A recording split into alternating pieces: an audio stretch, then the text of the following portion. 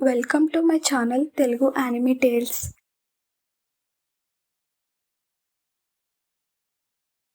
అనగనగనగా ఒక ప్రశాంతమైన పల్లెటూరులో కొండలు పంట చేల మధ్య ధృతి అనే 8 ఏళ్ల పాప ఉండేది.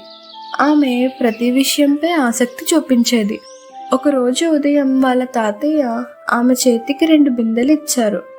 అందులో ఒకటి కొత్తగా మెరిసే రాగి బిందె, మరొకటి పాతది చీలికలు ఉన్న మట్టి బిందె.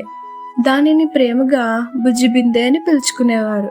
ఆ పాతబడిన బిందెని చూసి ధృతి అసహనంతో, తాతయ్య ఇది లీక్ అవుతుంది కదా, ఎందుకని తీసుకెళ్ళాలి అని అడిగింది. దానికి తాతయ్య, రేపు దారిలో ఏం జరుగుతుందో గమనించు అని అన్నారు.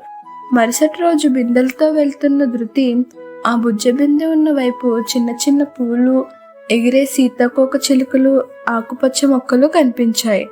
ఆశ్చర్యంతో ఆమె తాతయ్యను అడిగింది. అప్పుడు తాతయ్య, నేను అక్కడ చిన్న చిన్న విత్తనాలు వేశాను. నీకు తెలియకుండా బుజ్జ బిందె నుంచి వచ్చిన నీళ్లు వాటికి జీవం ఇచ్చాయి అని అన్నారు. ఆ మాటలు ధృతి గుండెని తాకాయి. లేకపోయినా ధనంగా కనిపించే వస్తువు ఎంత బాగుపడగలదో ఆమెకు అర్థమైంది.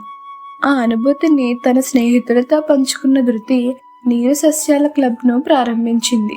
ఇల్లు, పాఠశాల వద్ద మిగిలిపోయిన నీటిని మొక్కలకు పోసింది. అప్పటి వరకు పాత బిందెను తక్కువగా చూసిన రాము సైతం ఆ పని చేసి మురిసిపోయాడు. కొద్ది కాలంలోనే ఎండిపోయిన దారి పూలవాటికగా మారింది. ఉత్సవ సమయంలో గ్రామ పెద్దలు ఆమెకి నీలమిత్రుడు అనే బిరుదిచ్చారు. బుజ్జి బిందెను పూలదారి పక్కన పీటికపై పెట్టారు. ఒక చిన్న బిందె ఒక గొప్ప సందేశం.